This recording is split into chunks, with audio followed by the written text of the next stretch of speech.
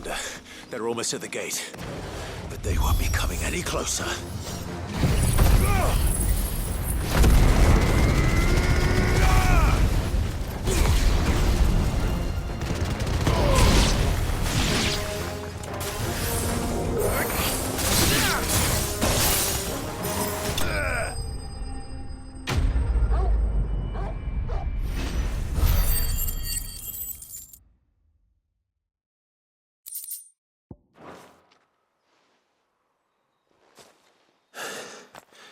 That should buy Haven some time, at least. Clive, are you all right? Fine. We've taken care of the immediate threat. Thank the tides. I was worried I was going to lose you both. Talor, he took a sudden turn for the worse just after you left. What? Is he? No, he's hanging on. I fear the Tombury King may have begun the cursing ritual again. In earnest this time. And I can't imagine their being here as a coincidence. I think it might be happening on this very mountain. If it is, it won't be for long. Get back to Talor. I'm going up. My thanks. I shall pray for both of you.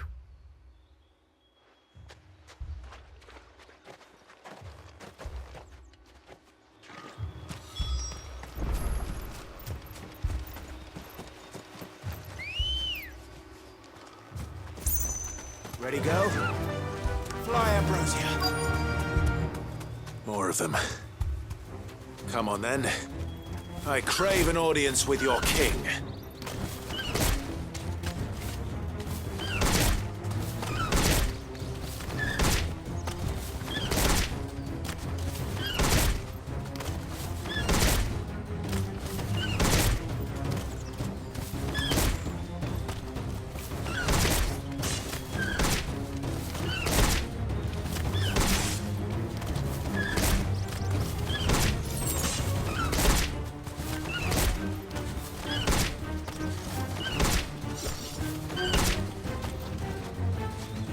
Deserve a rest.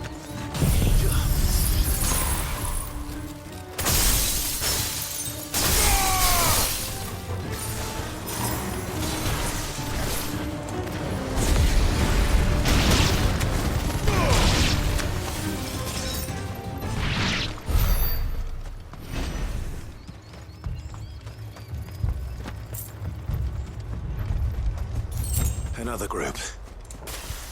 They don't look very regal.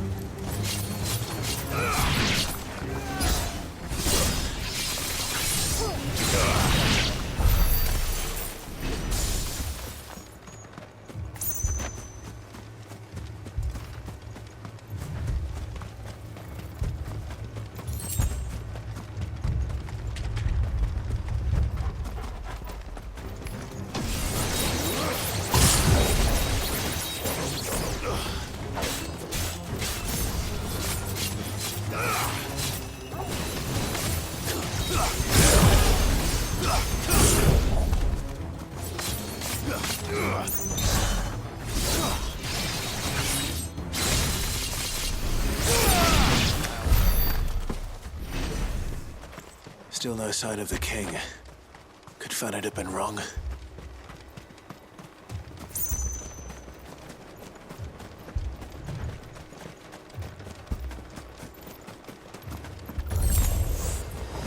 There's dozens of them.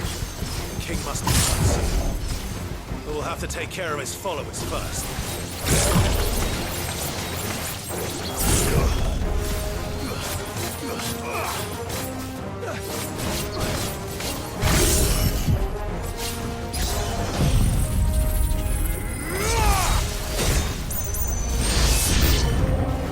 Now that's a lot of Tombres.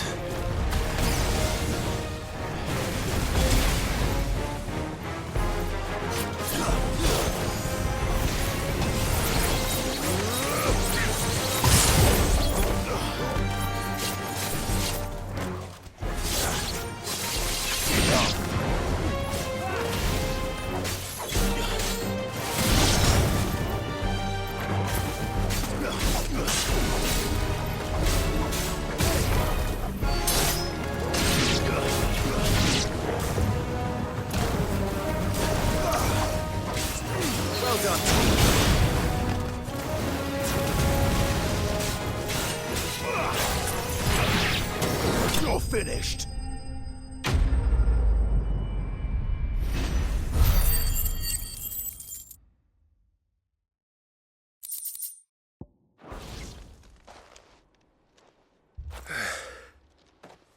Looks like that's the last of them. Out here, anyway. But beastmen do like dark places.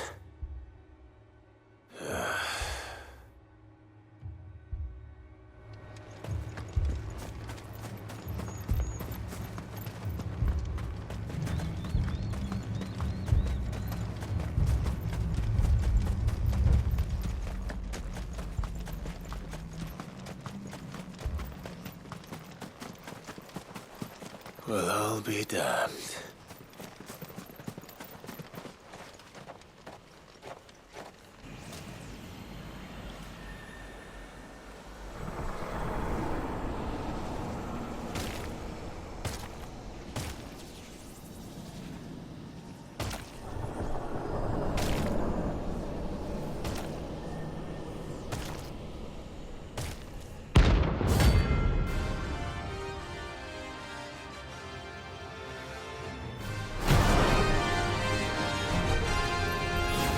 A crown.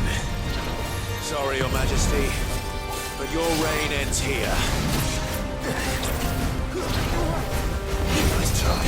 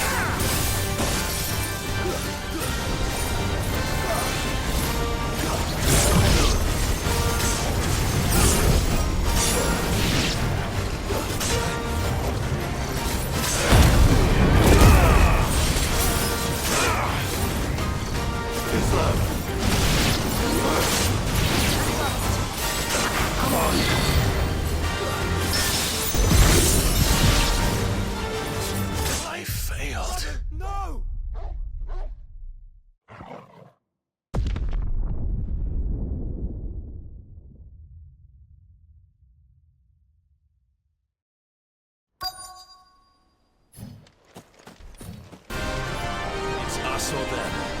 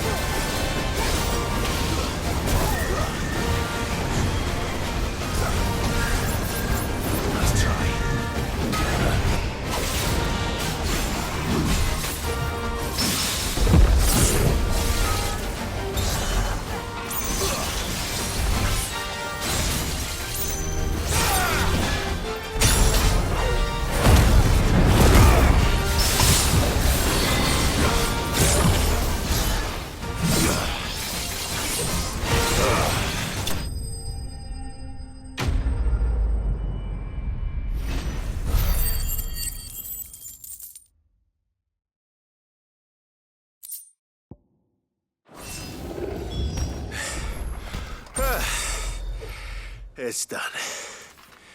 Which means the curse should be broken. Let's see how Talor's doing.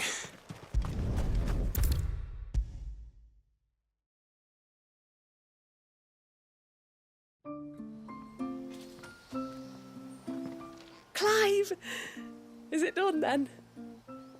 It is. I was going to ask if there had been any change in Talor's condition, but judging by that smile on your face, I think I already know the answer. You do? Talor! He's back!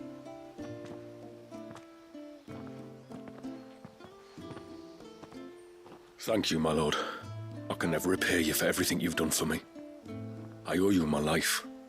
I'm just glad the curse is lifted. There is one thing I'd like to know, though. If you don't mind my asking. What made you seek the Tombury's help in the first place? Oh, that... well, you deserve to know. It was years ago now, back in my trading days. The Sons of Greek arrested me in Oriflamme, chained me up in a lightless cell with a great sword hung over my head, ready to fall if I didn't confess. Though they never said to what. I didn't, of course. So eventually they just let me go. And I never told a soul. Tried to forget it ever happened. But then you came along and the sight of your sword brought it all flooding back. I couldn't sleep, couldn't eat, couldn't hardly breathe, and I thought that if I gave my old chain to the Tomburys, maybe they could take all that pain away. All that anger. But it only made it worse. Oriflamme has fallen. And the men who tortured you likely fell with it. If only I'd known, I might have spared everyone a lot of trouble. I'd convinced myself that you were like them, that all outsiders were the same, but you're not. Far from it. Thank you, son. Thank you.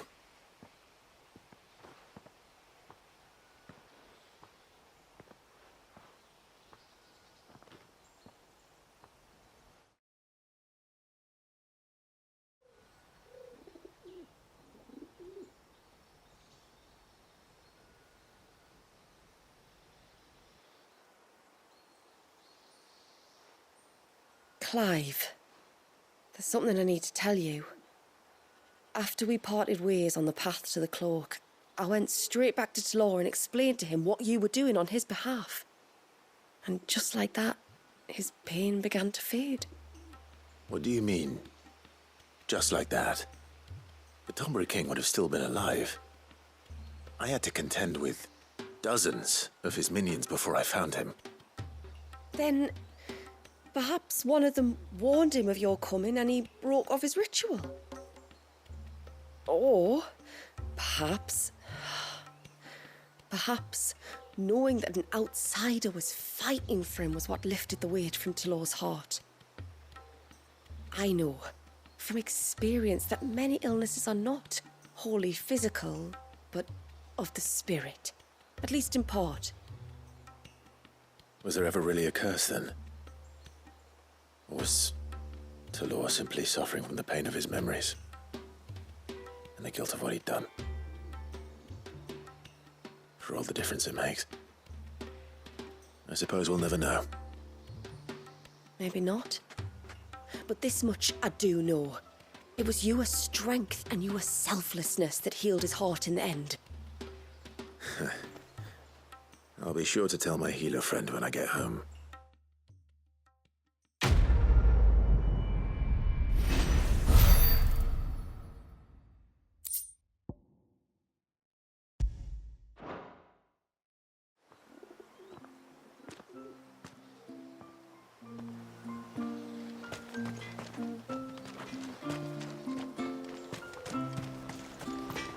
It is good to have him back.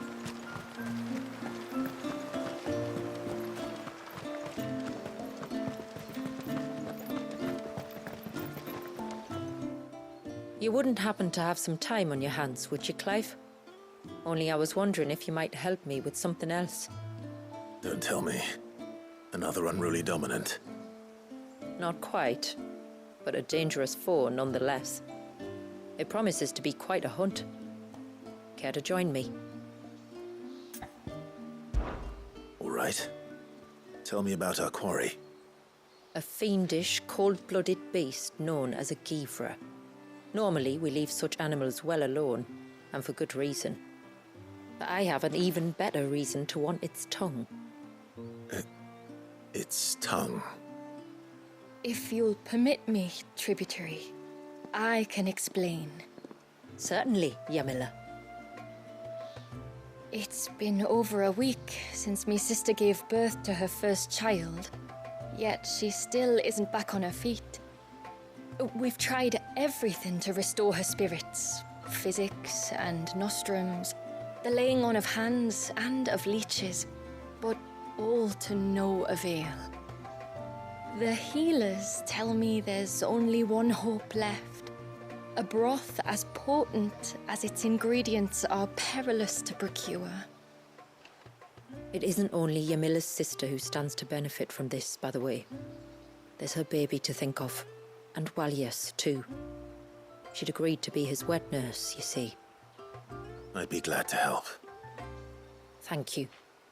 Our hunters have no shortage of skill, but this task calls for more than that.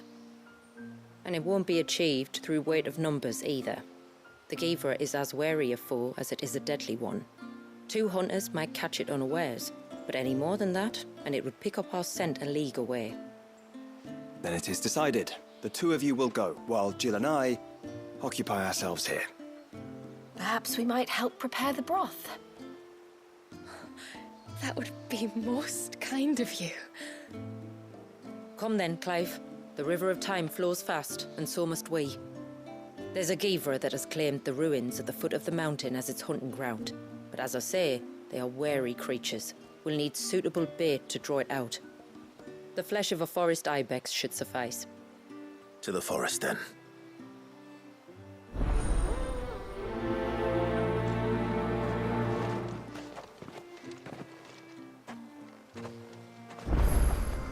There's nothing a Givra loves more than a fat haunch of ibex.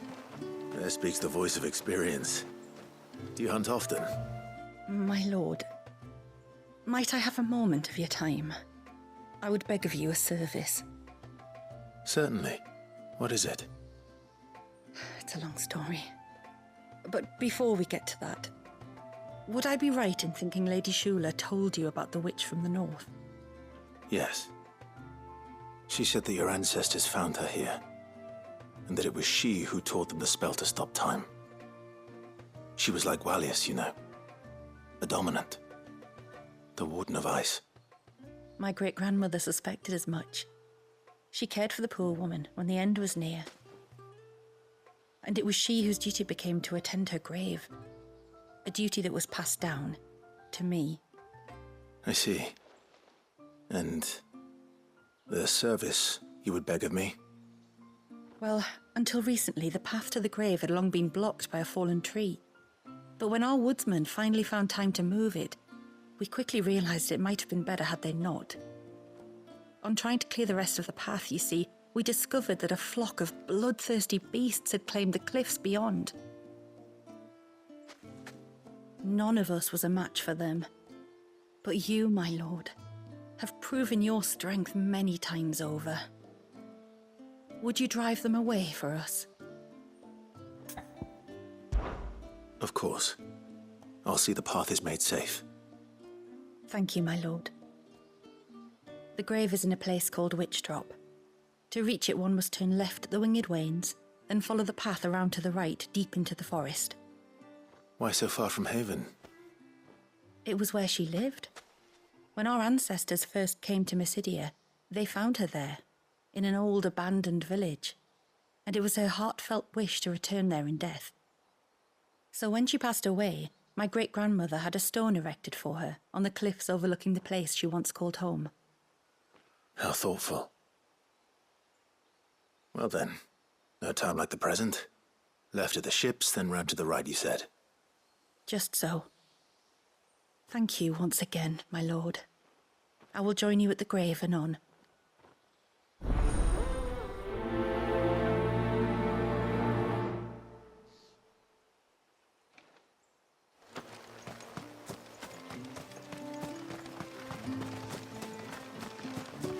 The great serpent may have been brought here. but we must remain ever vigilant. What am I always telling you?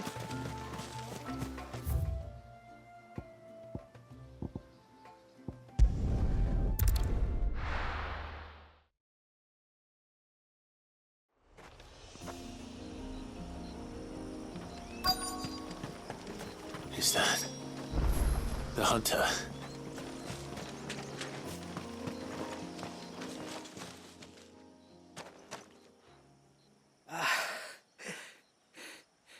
It's you. Nasef's savior. Are you all right? What happened? I was tracking an ibex when a great spout of water struck me square in the back. Sent me flying all the way across the clearing. Did you see what made it? No. All I heard was a noise. An ear-splitting din.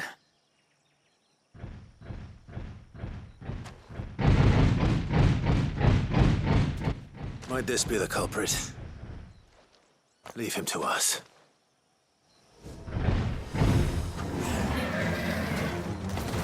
You've caused enough trouble.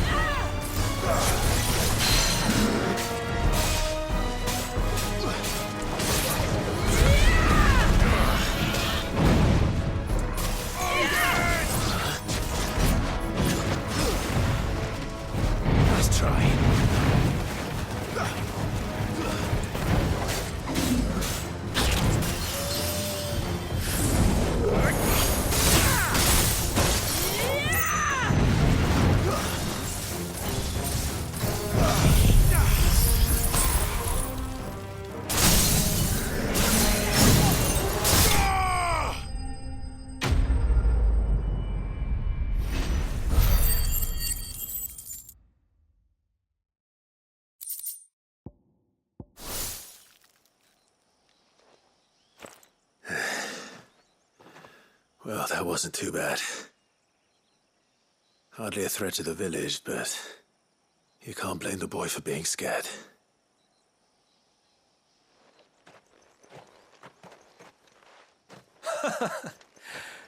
You made that look a lot easier than it was. Do you think that was the beast which attacked you? That thing? Not a chance. Would have heard it coming a league away. And the blast of water that hit me was beyond anything an Archelon can manage. Oh. A boy from the village sent me in search of a beast that could conjure such things, but...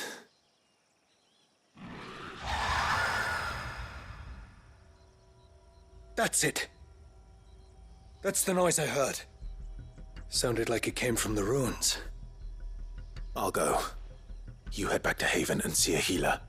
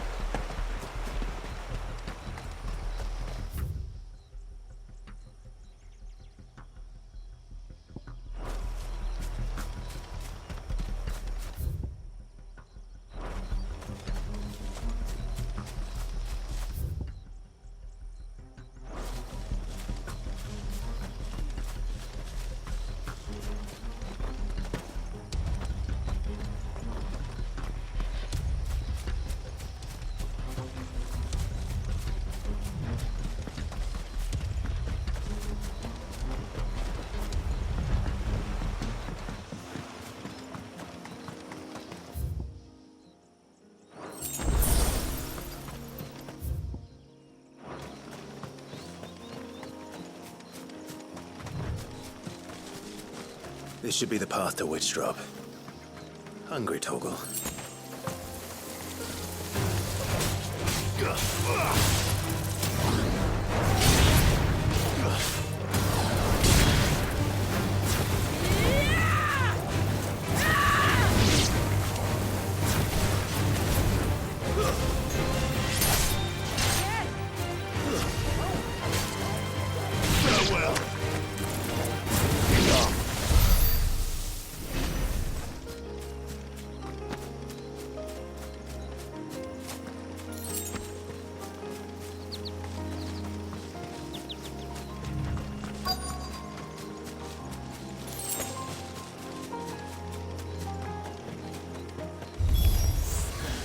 Here's our welcoming party.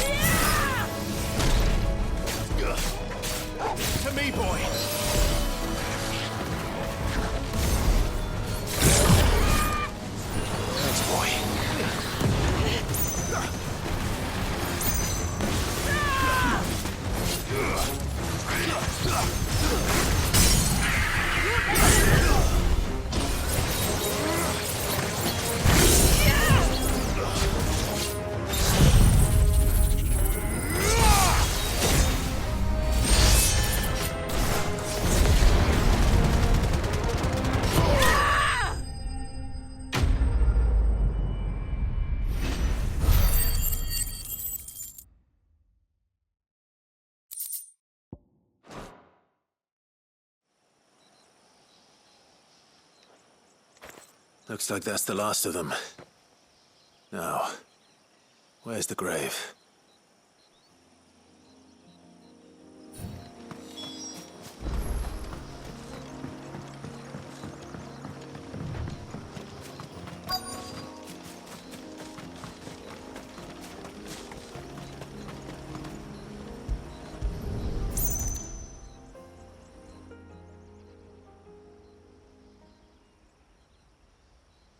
This must be it. My lord, thank you for making the path safe again. XVI. Was that her name? Yes. Hardly the most fitting tribute for a dominant, is it? A rough-hewn stone with naught but a given name engraved on it. But my ancestors had only been here a matter of weeks when she passed. Every day was a struggle to survive. They had neither the time nor the energy to devote to a more elaborate memorial. Yet they spared what they could to grant her wish, that even in death she might continue to watch over her home. She lived down there then? In the ruins? That's right. They were once the living quarters for those who served up in the temple. When the Northern Thanes sent her here to weave her spell, this was where she and her retinue stayed. There were priests, handmaidens, and a knight sworn to shield her from harm. Of course, they were all gone by the time my ancestors arrived, fled or dead in the Western Wars. All except XVI, who remained till the end. Alone. Indeed. At least, that is the story as it's been handed down in Haven. But there is an epilogue to the tale. One known only to Lady Shula and myself. Some years after XVI's passing, you see, my grandmother came here to tend the grave and found a stranger kneeling before it. A knight, dressed head to toe in plate. She asked of him who he was and whence he had come, but received no answer. The only words he spoke were, "Tell me true, whose grave is this?" So she told him of how her people had met and cared for XVII, and how she had died. His only reaction was to stare up at the air of hours in silence. Then he left, never to be seen again. You said he was wearing plate. Was it black and gold? Do you know something of him? When we went up to the Air of Hours to unravel the spell, we were set upon by a shade in the shape of a knight in full plate. It manifested in front of the Vare, and in its ether, I felt Shiva, the witch. You think this may have been the same man my great-grandmother met? XVI's knight? I don't know. Maybe. All I can say for sure is it was intent on protecting her creation. Or perhaps her spirit. What remained of her ether, preserved in the Vare. Perhaps his spirit too became enravelled in her spell, frozen in an eternal vigil. Till we ended it. If the shade you fought was XVI's knight, then ending it was the greatest gift you could have given him. Now he can return to the sea, to be with his lady once more.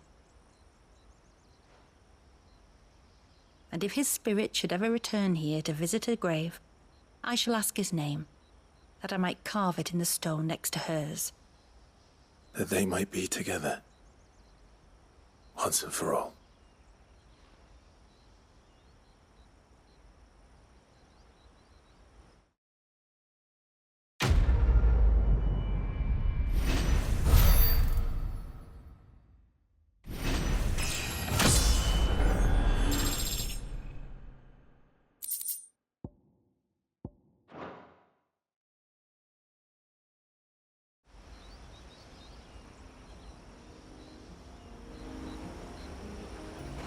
Thank you, my lord, for reuniting them.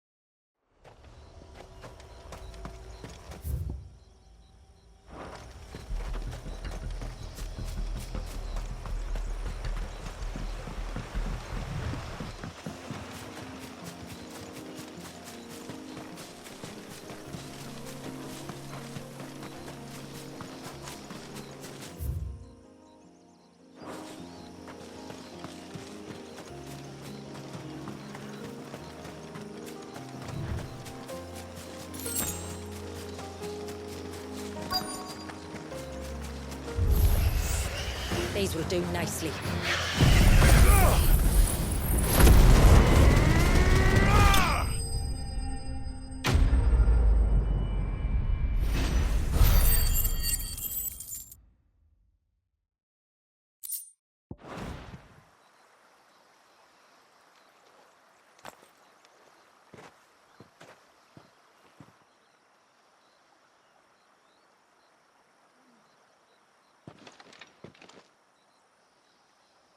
return to the sea, and to the clouds rise again.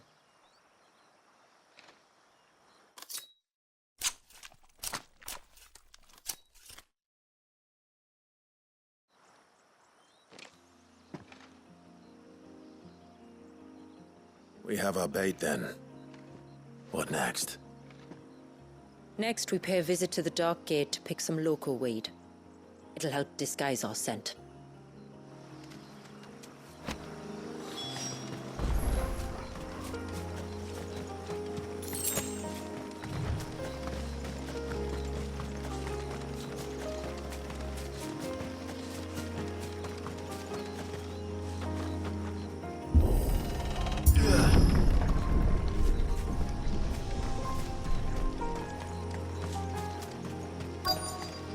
There should be a sprig or two of local weed growing somewhere around here. Look for the golden leaves.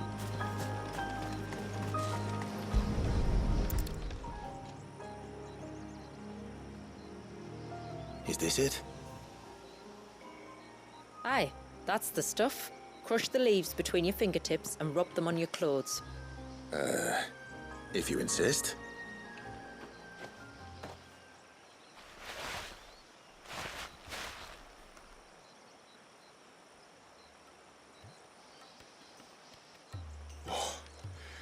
You could have warned me about the smell.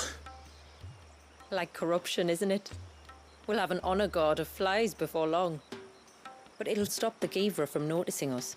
Its nose will tell it we're nothing but a feast for worms. Oh, I feel so much better. We can wash it off afterwards. If there's one good thing about the Givra choosing the ruins for its hunting ground, it's that there's plenty of fresh water nearby.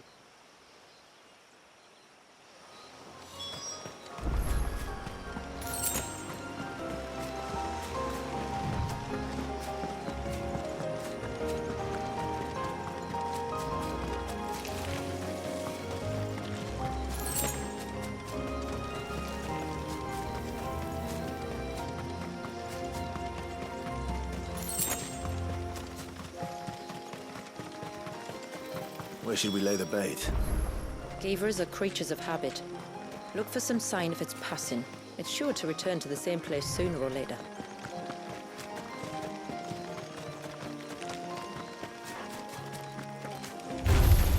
Weapons out.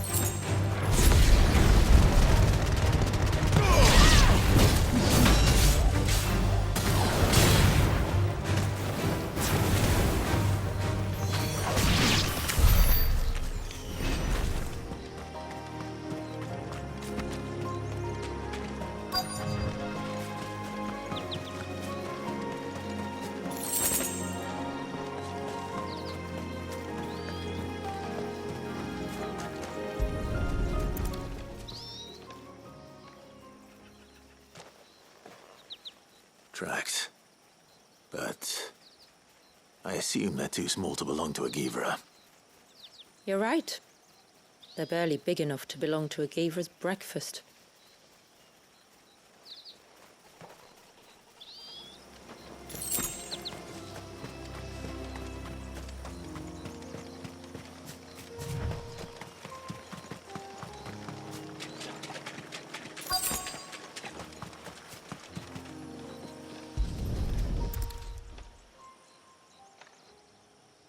A fresh kill. But not a Givra's. The wounds are too clean, too small.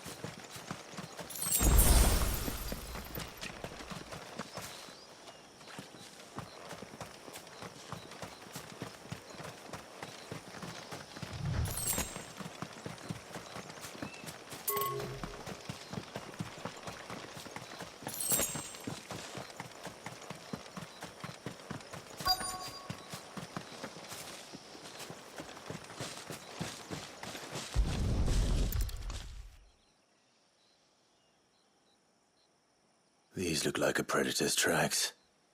You can clearly make out the claws.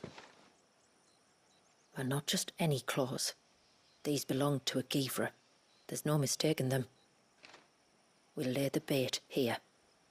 Let's hope our friend is hungry.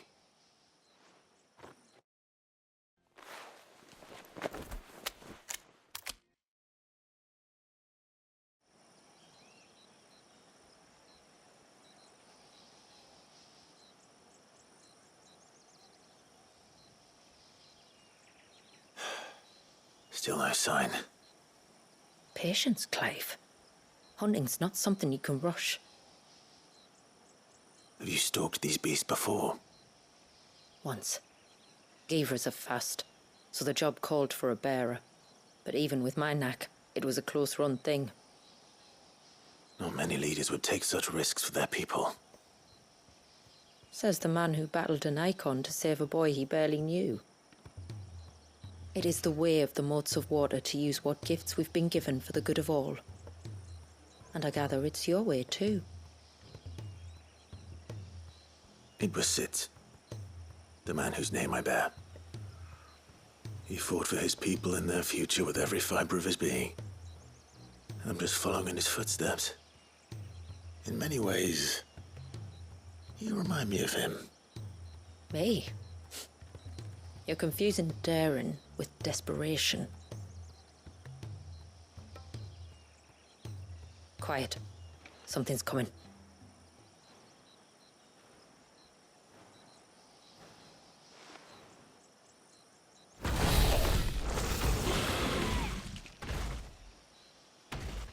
Our guest has finally arrived. Shall we greet him? It'd be rude not to.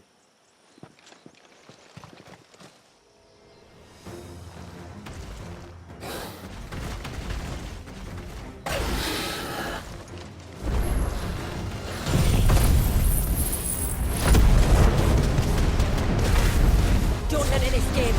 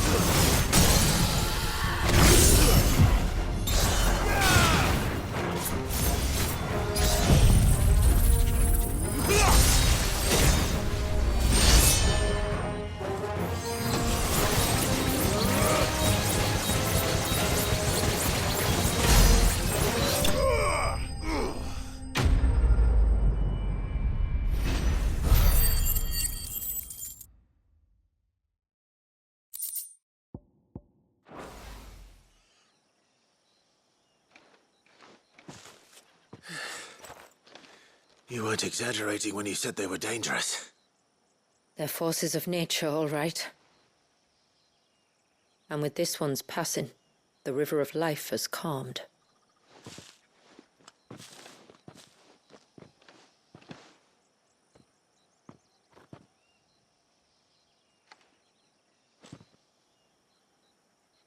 O roaring torrent, son of storms, may your spirit run free in the open ocean.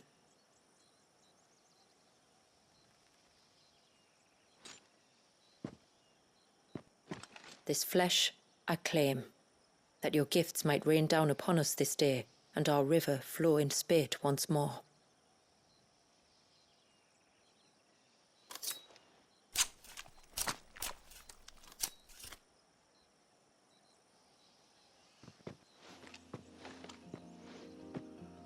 Well then, let's return to the village.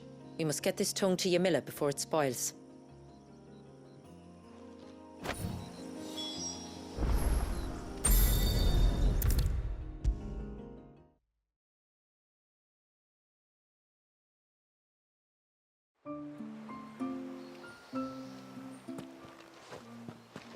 Tributary, my lord. Did all proceed as planned?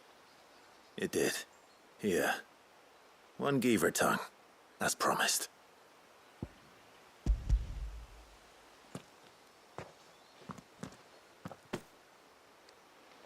Oh, thank you. I shall add it to the broth at once. By your leave, tributary. If there is anything else that we can do to help, you need only ask. No, no. You've already done more for my family than I can ever repay.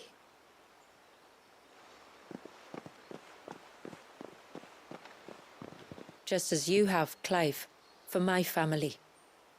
I only regret that I have nothing to offer you in return but my gratitude. It's more than enough. Besides, I'm no less grateful to you. For what? For welcoming my friends and I into your midst. For showing us how your people live.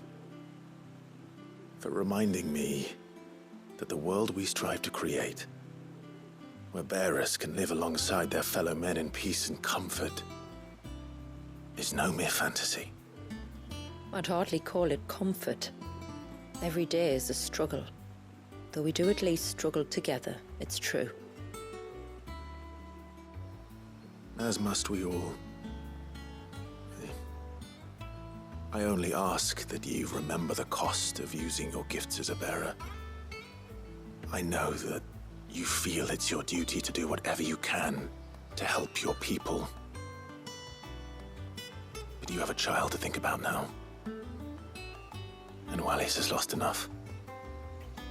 I shall bear that in mind. That's all I ask. Oh, and if there is anything else that we can do to help, well, you know. Thank you. Truly.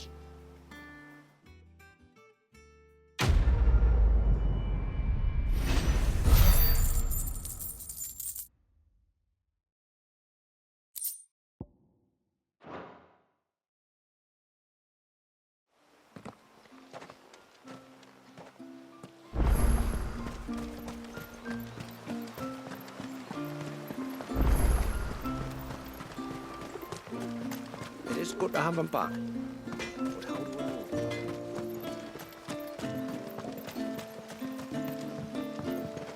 When you've decided what you want, just let me know.